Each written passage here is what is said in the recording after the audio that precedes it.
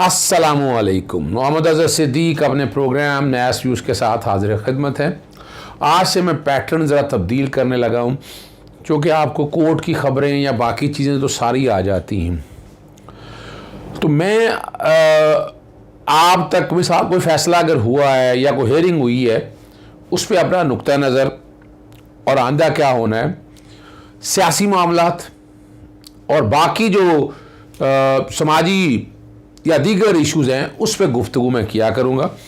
आप लोगों की तो सजेशन ज़रूर आनी चाहिए कि ये पैटर्न अब आपको पसंद आता है या नहीं आता है। मैं मुंतज़िर रहूँगा। एक तो याद रखिएगा, मैंने आपको पहले बताया था सुगरा बीबी के केस का मैंने जिक्र किया था और बैकग्राउंड पे वो चल रहा है। आज इमरान खान साहब ने बात भी की है कि सुगरा बीबी का केस ये है कि एक FIR हो जाए और उस पर दूसरी FIR हो नहीं सकती है। 22 से 22B की दरख्वास्त तो दायर कर दी। इस पर मेरा नुक्ता नज़र मुख्तलिफ था। मैं नहीं समझता कि 22 से 22B इज़ दी ऑप्शन। आपको सुप्रीम कोर्ट जाना चाहिए था। कंटेम्प्ट में ऑर्डर बैकग्राउंड पे वो चल रहा होगा, सेक्शन 22 से 22B भी बैकग्राउंड पे चल रहा होगा और सुगरा बीबी का वो लास्ट पैरा जो है वो भी चल रहा होगा, जिसके अंदर बड़ी वजाहत के साथ लिखा होगा अगर एक पर्चा हो जाए तो दूसरा पर्चा नहीं होगा, उसमें क्रॉस हो सकता है या बाकी चीज़ें आ सकती हैं। सेकंड ऑप्शन मैंने आपको दी थी कि JIT यानी सेक्शन 19 का सब सेक्शन 14 है, जिसमें बताया हुआ है कि जब ये दहशतगर्दी की दफात की वजह से तो फिर JIT बनती है।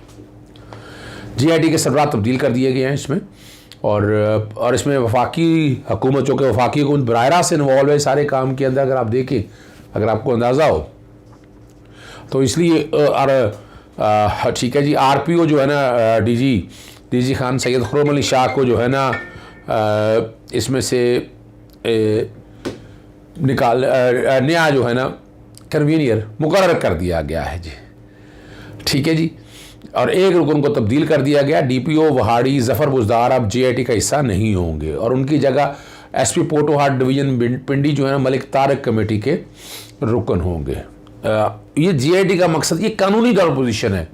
और JIT जो है ना, देखे JIT, याद मैं फ़र्क बताता चलूँ जी। JIT तो एक जॉइंट इन्वेस्टिगेशन टीम बनी है, इसका तफ्तीशी अफसर तो एक वो जो होगा मुतलका है, उसने आगे चालान पेश करना है या बाकी प्रोसेस सारे देखने हैं उसने, ये उसके ज़िम्मे है। यानी आप इसको किसी और एंगल से ले नहीं सकते हैं। मैं फिर समझाता हूँ आपको, फिर मैं बार बार आपको इसलिए समझाता हूँ। और इसका प्रोसेस जो है, और मैंने सेकंड प्रोसेस आपके सामने रखा था, चूँकि पहले सुप्रीम कोर्ट का फैसला मौजूद नहीं था, फिर सुप्रीम कोर्ट के पैरा 2 में लिखा हुआ है और वो तौहीन हुई है उस फैसले की। इन्होंने पर्चा अगर दर्ज होना है, आप जो है नाम ना भी लिखे मैं बताऊं, लेकिन जो आपकी वो तहरीर है उसके मुताबिक आप पर्चा दर्ज हो, नाम तो बाद में भी आ सकते हैं। मेरा नुक्ता इस पर, लेकिन फिर भी आपने लिख दिया है, इसके लिए आपको सुप्रीम कोर्ट जाना चाहिए तौहीन अदालत के केस के कॉन्टेक्स्ट में। 184(3) के तहत पटिशन दायर करनी चाहिए। लाहौर हाई कोर्ट में वो मुस्लिम लीग नून का जो B पार्ट है या कोई और विंग है, वो मुख्तलिफ शक्ल में दरख्वास्तें दायर करने के लिए लॉन्ग मार्च लिखवाने के लिए जस्टिस जवाद हसन के पास चले गए। 14 नवंबर के लिए समाअत मुलतवी कर दिया। उन्होंने कहा जी फौरी रुकवाया जाए वो दरख्वास्त पे। कोई ने कहा जी किस बात का एहतजाज करना हर एक का बुनियादी हक है कि जी इसकी वजह से तजारत और ताजर ख़तरे में हैं। पहले क्या होता रहा है, या कोई ऐसा ऑर्डर मौजूद है तो आप बता दें। और कातना हमले की वजह से जिस सड़कें सारी बंद कर दी हैं, मोटरवे के दाखिली रास्तों पर PTI कारकुन ने कब्ज़ा कर रखा है, ये वो सारी चीज़ें जो है ना उन्होंने वो बयान रखनी है। अफरा तफरी फैल सकती है, ये जो बातें उन्होंने रखी है ना कि इसको रोका जाए। और कि मीनार पाकिस्तान या बाकी जगहों पर ये एहतजाज जो है ना, और मरीम नवाज़ के भी आप कर चुके हैं, लेकिन ये हाई कोर्ट ये तो नहीं करेगी। आर्टिकल आपका जो बुनियादी हक है ना उस हम को अपना याद रखिएगा, 15, 16, 17 जो है, राइट टू मूव, पार्टी बनाने का, जलसे जुलूस करने का, ये आपको बुनियादी हक दिया है। तो ये 14 तारीख के लिए रखी है, 14 तारीख को नोटिस है। उस वक्त तक तो पंजाब की जुरिसडिक्शन से वैसे निकल चुका, लाहौर हाई कोर्ट की जुरिसडिक्शन। मैं फिर बताता चलूँ कि ये जो ना लॉन्ग मार्च है पंजाब की जुरिसडिक्शन से निकल चुका है।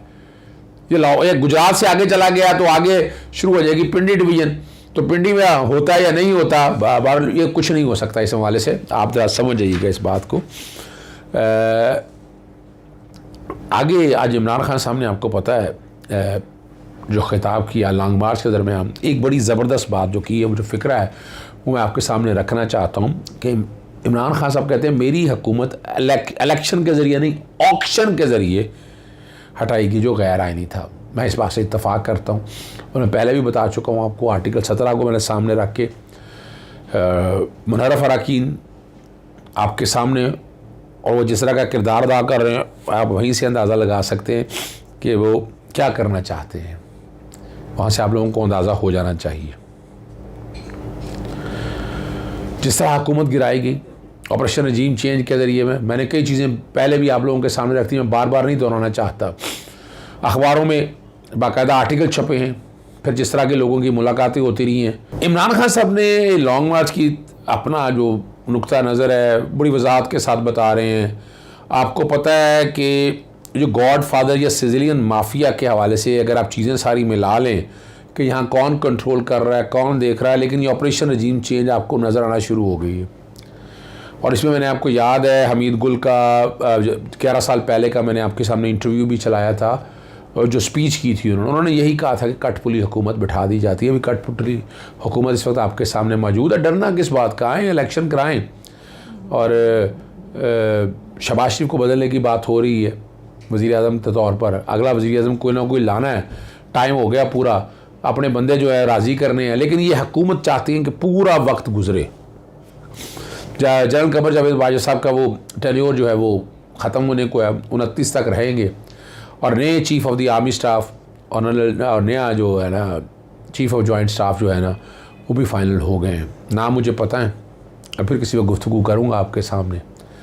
तो और ये मैं अप्रैल से एक बात कर रहा हूँ, मार्च से, जब ये अप्रैल से ऑपरेशन रजीम चेंज हुआ कि अगले अप्रैल तक एक्सपेक्टेड है इलेक्शन हो सके। अब क्या इलेक्शन वक्त से पहले हो पाएंगे कि नहीं, कोई सियासी जमात जो 13 वो नहीं चाहती, वो चाहती हैं कि 5 साल के लिए हैं तो लूट मार 5 साल के लिए होनी चाहिए, और मुफ्त की हुकूमत मिली है वो तो कभी गिराना नहीं चाहेंगे, याद रखिएगा। और मेरी लॉजिक क्या थी, नया chief of the army staff तैनात होगा, वो 2-3 महीने लगेंगे चीज़ों को सीधा होने में, तो ये जाके इलेक्शन जो है ना आगे रोज़ी आ जाएंगे, तो ये अप्रैल के करीब एक्सपेक्टेड है अगर हो गए।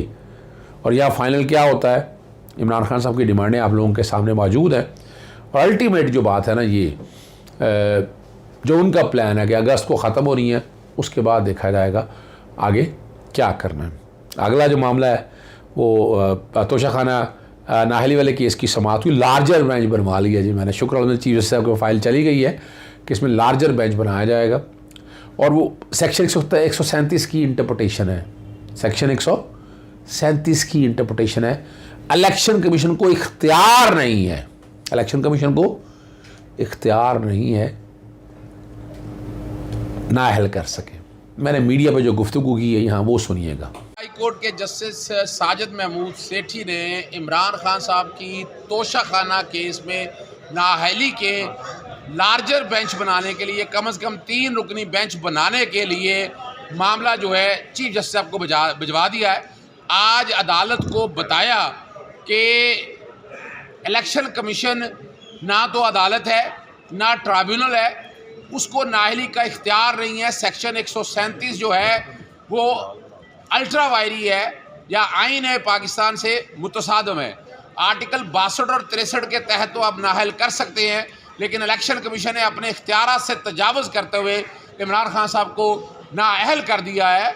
ज़्यादा से ज़्यादा क्या हो सकता था कि ये मामला करप्ट प्रैक्टिस में सज़ा के लिए जा सकता था और उसका इस्तगासा होना था, और उसके बाद अगर कोई सज़ा हो जाती तो फिर नाअहली की जा सकती है सेक्शन 232 के तहत। इलेक्शन कमीशन ने वक्त मांगा और कहा कि ये मामला जो इमरान खान साहब की नाअहली के हवाले से है, ये इस्लामाबाद हाई कोर्ट में ज़ेर इल्तवा है। वफाकी हुकूमत और सूबाई हुकूमत पंजाब ने का 1 हफ्ते का टाइम दे दिया जाए और हम जवाब दाखिल कर देंगे।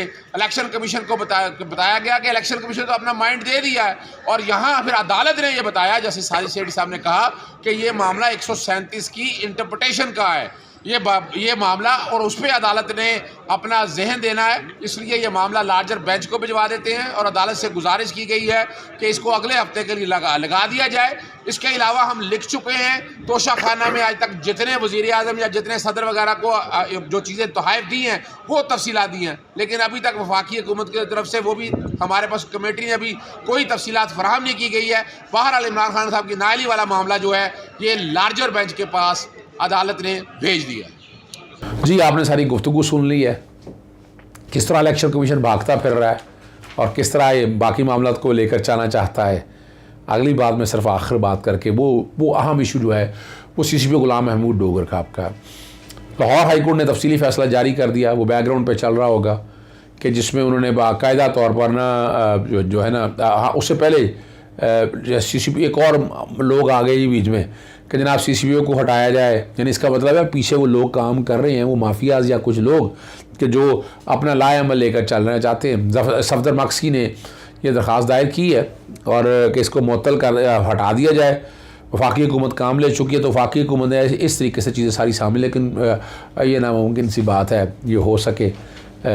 सर्विस ट्राइब्यूनल जो है ख़ास तौर पर जो तहरीर जो है ना जी, उससे पहले लाहौर हाई कोर्ट ने जस्टिस मुज़म्मिल 11 सफ़ा पर मुश्तमिल फ़ैसला जारी हो गया, बैकग्राउंड पे जा रहा है कि वो अपने महकमे या सर्विस ट्राइब्यूनल के फोरम में जा सकता है।